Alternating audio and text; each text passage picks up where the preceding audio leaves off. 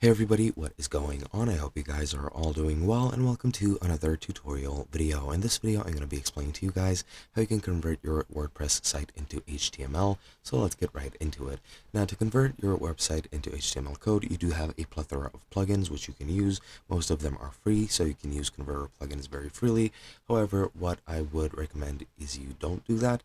Since if you're on a free plan, especially like I am, you won't be able to do that, but that is a more complicated way to do this. Now, what you're going to want to do is you're going to want to save all your pages as HTML code, and that's very easily done. Now, what you can do, for example, if I go into my site editor, I'll just go and visit my site. This is what one of the pages on my site looks like. These are the posts that I have on my site under the blog section.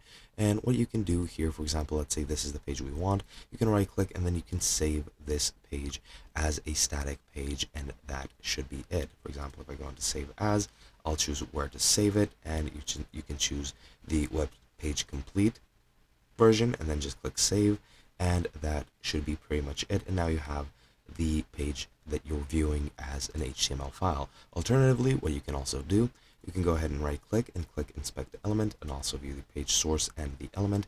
This is the source of the page. This is the HTML code that goes into the actual page, so you can use that, or you can just go into the source and that can help you as well, or into the element, and the element is also HTML code, which you can also copy over and pretty much just copy the page itself and paste it into another file. And that is basically it. Hope you guys enjoyed, and I'll be seeing you guys into another video.